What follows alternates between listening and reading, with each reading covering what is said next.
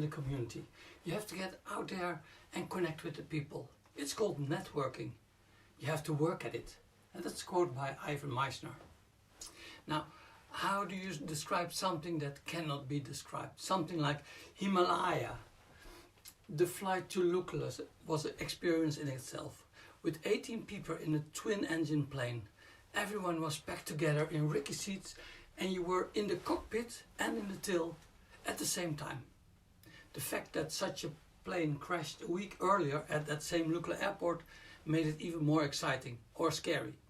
Before departure, we had to put 2 cotton balls in our ears against the deafening noise in the little fly thing. We were behind the windows that serve as an emergency exit, and that's a bit reassuring. Now, during the flight, you have a beautiful overview of Kathmandu, the valley, and of course on the Himalayas. Very impressive. The landing itself is just as impressive because the runway is very short and it runs up the hill. It's up a mountainside. Just before the landing, it looks as if we are actually crashing vertically into the landing place. Fortunately, everything is going well, and 18 people clap overjoyed when the plane is stationary. We go out, we buy a sandwich, and we begin our trek. Along the way, we can see many yaks and porters carrying 50 kilos on their backs. It's incredible.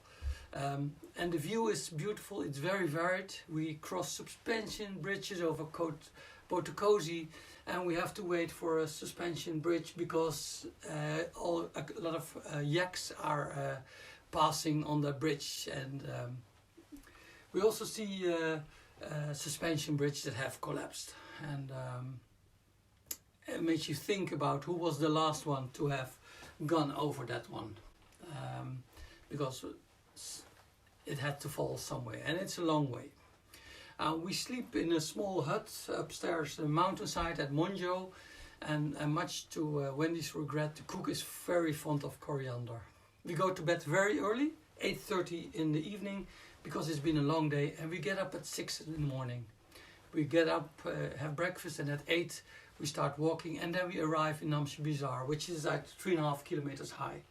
It's already been 3 days, and I'm suddenly struck by acute mountain sickness. To me, it seems like the end of the journey. I can see myself in an emergency helicopter flying back at a hospital in Kathmandu, and after two hours, it's a bit better. And especially because Wendy says it's reversible. I just have to go down, and but of course for today that's not an option because we have gone up a long way without anything, any house or whatever. So while I try to recover, Wendy goes looking for a place to stay. It's we have a budget of 3,000 rupees, and because we think there's not possibility to use credit cards, we have to stick with that budget for the coming weeks. We find a place where we can stay, and it's a bit of a damp place with mold, etc. But I'm fine with that. I take medication for altitude sickness, but next day I want to go out and go see Mount Everest, because that's what we came here for. The acute mountain sickness itself, it seems that people who are fit are more vulnerable because for the acute mountain sickness, because they usually go up faster, and then the change in air is more important.